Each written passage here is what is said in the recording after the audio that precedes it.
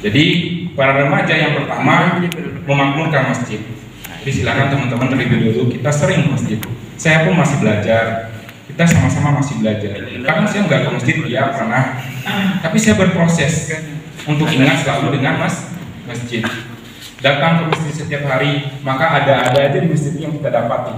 Entah itu ilmu nantinya, entah ketemu sama pengurus, ada aja yang disampaikan. Kok banyak banget manfaat kita memakmurkan masjid.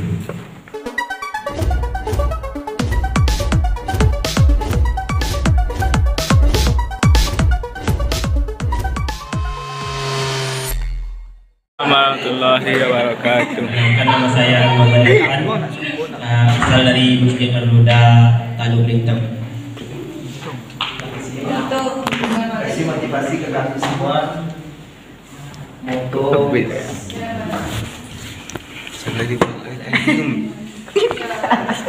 kalau enggak cita-cita abang sebutkan. Terus apa yang ingin abang capai dalam setahun?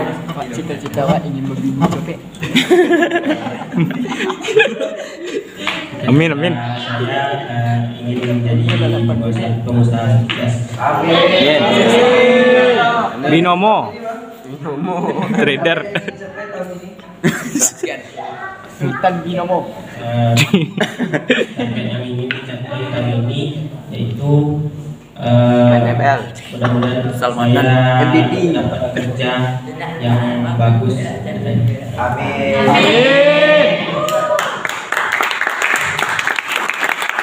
Apa targetnya tahun ini juga tercapai?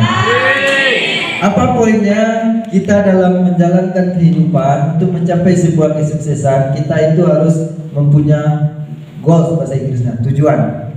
Jadi kita harus mempunyai target planning ke depan. Kalau orang sukses, yang saya baca sih kan, yang saya baca itu biasanya sehari itu aja dia ada target yang ingin dia kerjakan.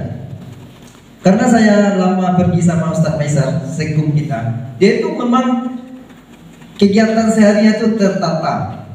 Jam segini saya pergi ke sini, bertemu dengan ini. Jam segini saya bertemu dengan ini. Nanti malam saya kerja saya ini, istirahat saya jam berapa, itu memang tertata kalau beliau biasanya. Jadi itu poin penting bagi kita. Kita harus memiliki target. Jangan sampai nanti kita udah SMP, SMA tapi cita-cita kita nggak tahu. Itu sangat merugikan. Soalnya sekarang ini pihak sebelah kalau ditanya tuh anak-anak kecilnya itu apa cita-cita, ditanya ya kan, dia tuh ingin jadi presiden. Masa ya kita yang mayoritas di Indonesia kita hanya memiliki cita-cita yang umum lah gitu kan, tidak bersemangat untuk menjadi seorang pemimpin. Apalagi kita sebagai seorang kader remaja masjid itu kita juga harus bisa memiliki cita-cita menjadi seorang pemimpin. Sekali lagi, silakan keluarkan suara keras terbaiknya. Muhammad Al-Fatih. Yes. Usman bin Affan. Umar bin Khattab. Oke, kita lanjut game yang tadi. Kita tahu bahwa Islam adalah agama dakwah. Islam adalah agama dakwah. Seperti yang Ustaz sampaikan sebelumnya, dakwah itu kewajiban bagi setiap umat Islam. Entah itu dia masih anak-anak SD, entah itu dia masih TK mungkin ya, entah itu masih remaja, bahkan orang tua, semuanya yang penting dia beragama Islam, umat Muslim, dia wajib dakwah. Berarti dia wajib menyebarluaskan dan menyiarkan Islam kepada seluruh umat manusia. Maka kewajiban ini pun dijelaskan oleh Rasulullah dalam hadisnya, yang artinya yang berbunyi balaghu anni wal ayat, walau ayat, sampaikanlah dariku walaupun satu ayat. Jadi walaupun sedikit tetapi kita paham, mengerti, maka kita wajib menyampaikan. Dan menyampaikan itu berarti dakwah kan? Berarti kita wajib sampaikan, entah itu ke sanak saudara kita yang terdekat terlebih dahulu, atau kita bisa terjun ke dunia masyarakat. Kaum muslimin, teman-teman seperjuangan yang saya hormati, agama Islam agama yang rahmatan lil alamin, rahmat bagi seluruh alam. Kapan dia menjadi rahmatan lil alamin? Ketika kita benar-benar berpedoman kepada agama Islam. Tapi kalau kita nggak berpedoman seutuhnya kepada agama Islam, maka kita nggak dapat rahmatan lil alamin itu. Maka ketika kita dapatkan itu, maka bahagialah hidup kita di dunia dan di akhirat. Maka carilah kebahagiaan di akhirat, maka kita dapatkan kebahagiaan dunia. Maka setiap kegiatan kita itu patokannya akhirat. Mau makan, baca doa dulu. Buat apa makan?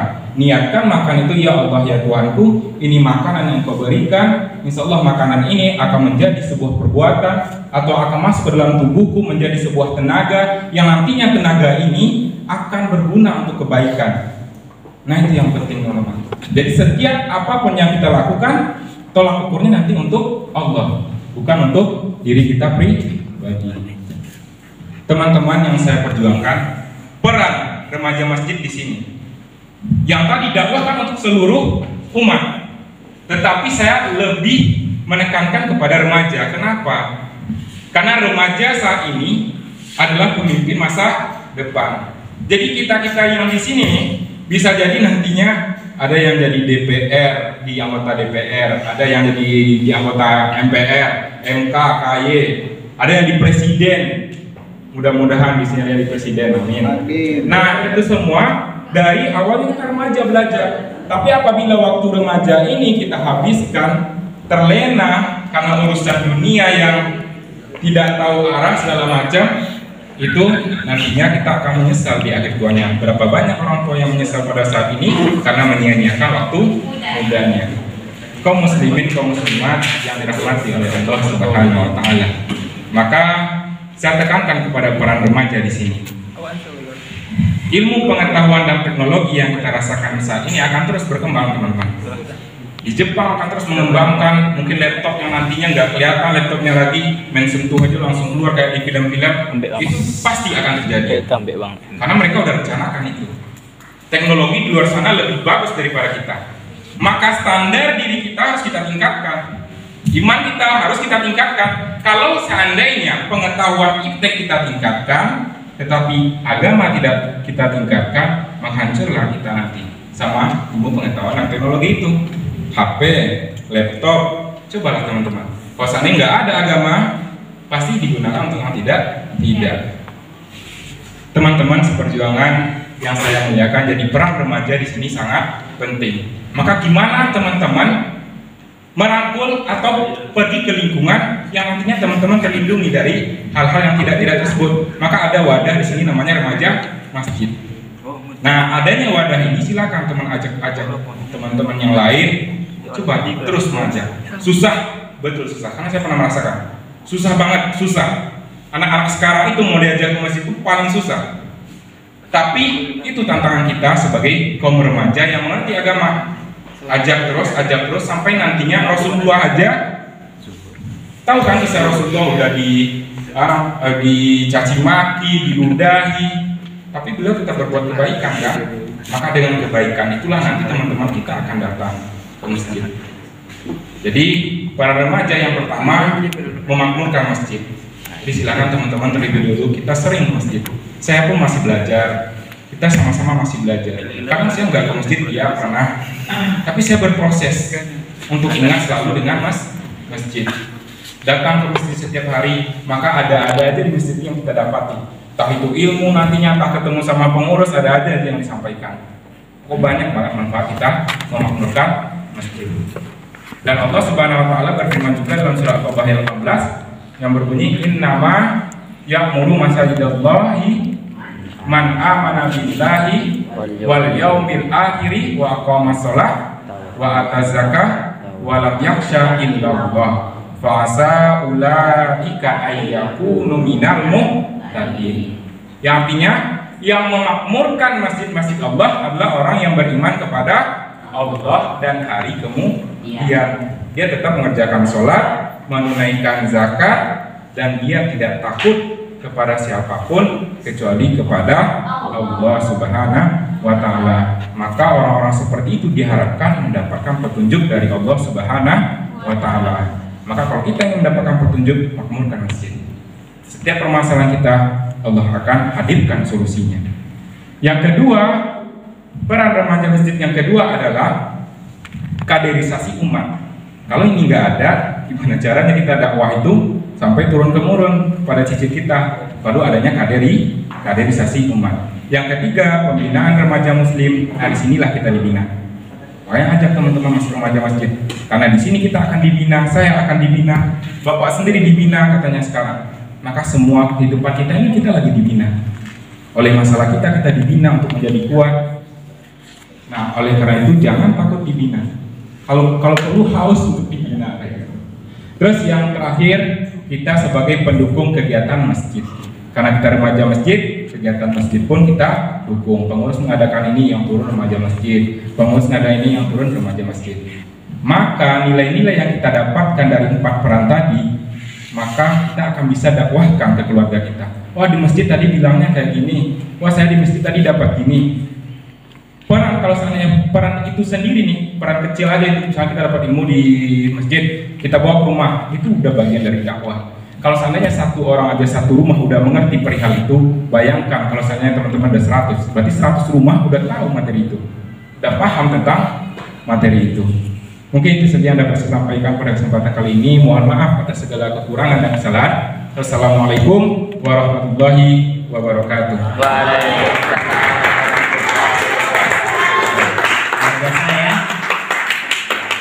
Waalaikumsalam warahmatullahi wabarakatuh.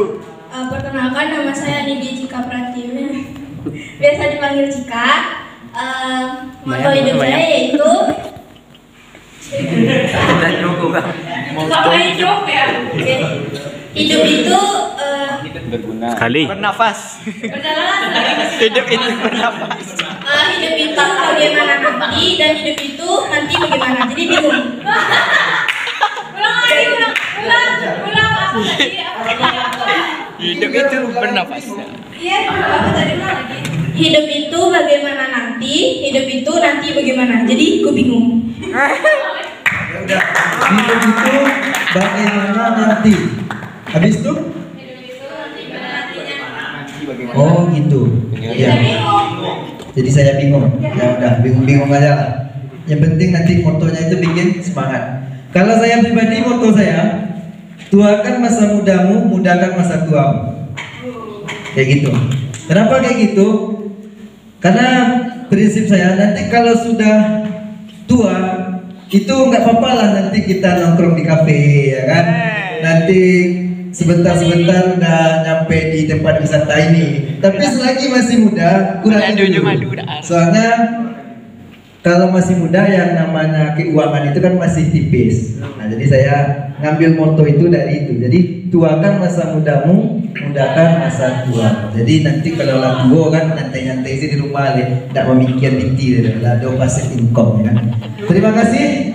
Itu dari kami bersama Ustadz Nurlizam kemarin, Ketua DPW, dan juga bersama Direktur kita LPPD SDM Ustadz Wahyu Salim. Tepuk tangan untuk Ustadz Wahyu.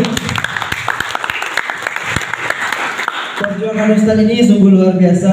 Baru kemarin mendarat di Padang, sudah langsung sampai ke tanah datar. Itu adalah bentuk jihad beliau. Jadi sekarang kita tanyakan ke diri kita, apa yang bisa kita lakukan untuk BKPRI. Tapi jangan kita berpikir apa yang BKPRI hasilkan untuk kita. Itu kan kata-kata John F. Kennedy sebenarnya kan. Jangan kamu pikirkan apa yang negara berikan kepadamu, tapi pikirkan apa yang kamu berikan kepada negara. Untuk soal keuangan jangan ragu. Allah itu maha kaya. Selagi masih ada usaha kayak moto teman kita kemarin, itu rezeki itu pasti ada. Jadi kalau ada panggilan-panggilan BKPRI, panggilan organisasi yang lain, silakan. Apalagi itu berbau dengan keumatan yang membantu orang banyak. Ingat, kalau kita udah masuk ke ranah yang lebih tinggi, contohnya kuliah, contoh. Bagi teman-teman yang sudah kuliah, yang sedang kuliah itu akan merasakan bagaimana dampaknya ikut organisasi. Bagi adik-adik saya, teman-teman saya yang masih SMP, SMA, ingat-ingat organisasi itu bukan untuk menjatuhkan nilai kita, tetapi itu akan menambah nilai plus bagi kita. Hanya bagaimana kita untuk memanajemen waktu. Seperti yang pembeda antara orang Jepang dengan Indonesia, yang pertama itu ada disiplin dan yang kedua adalah spirit. Sekian dari saya untuk perkenalan. Nama Ilham Asraf Fedri. Saya sekarang masih kuliah di UIN Imam Bonjol Padang, jurusan Psikologi Islam. Nanti kalau ada dari teman-teman yang sama-sama di Padang, bolehlah kita untuk tukar-tukar nomor HP biar untuk komunikasinya lebih lancar. Sekian dari saya. Wabillahi taufiq wal hidayah. Fastabiqul khairat. Assalamualaikum warahmatullahi wabarakatuh.